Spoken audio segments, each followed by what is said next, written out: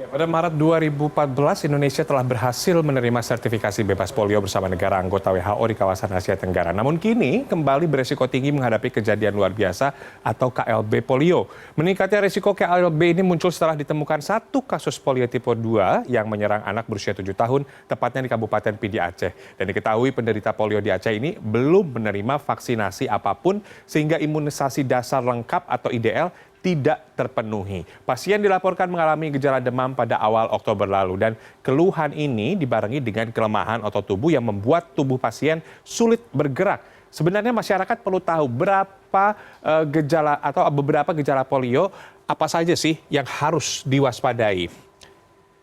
Kita lihat dulu, polio itu adalah penyakit menular yang disebabkan oleh virus. Penyakit ini menyerang saraf dan bisa menyebabkan kelumpuhan, kemudian sulit bernafas, hingga yang paling fatal adalah kematian. Dari satu dari sekitar 200 orang yang terinfeksi polio ini bisa menyebabkan kelumpuhan permanen. Dan di antara pasien yang mengalami kelumpuhan ada sekitar 5 hingga 10% yang bisa meninggal dunia saat otot pernafasan tidak bisa bergerak.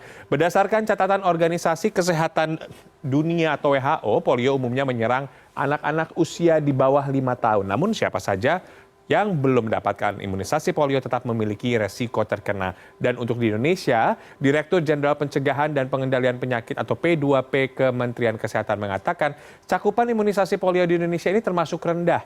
Di provinsi, ada di 30 provinsi, dan 415 kabupaten kota saja.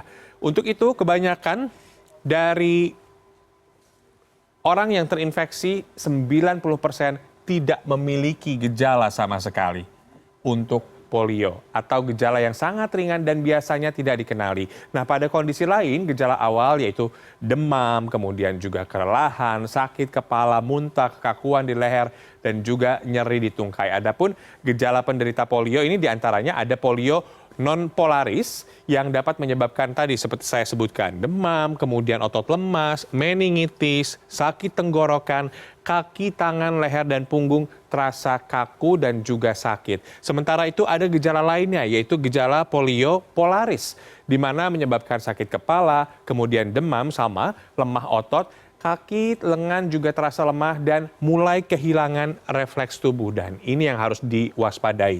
Masa inkubasi virus polio biasanya memakan waktu sekitar 3-6 hari. Dan untuk kelumpuhan terjadi dalam waktu 7-21 hari setelah terinfeksi virus polio. Nah, sindrom pasca polio adalah gejala yang memengaruhi pasien selama bertahun-tahun setelah terinfeksi. Jadi polio ini tidak bisa hilang, akan terus berada di dalam tubuh kita.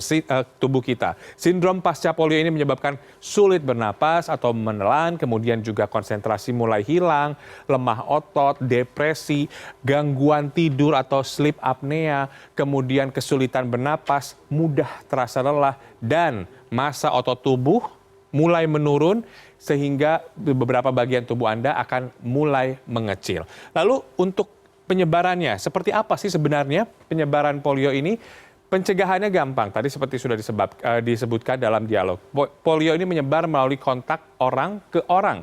Virus masuk ke dalam tubuh melalui mulut, kemudian berkembang biak ke dalam usus, dan kemudian dibuang ke lingkungan melalui feses, di mana ia dapat menyebar dengan cepat melalui komunitas, terutama dalam situasi kebersihan dan sanitasi yang buruk. Polio dapat menyebar ketika makanan atau minuman terkontaminasi oleh feses, kemudian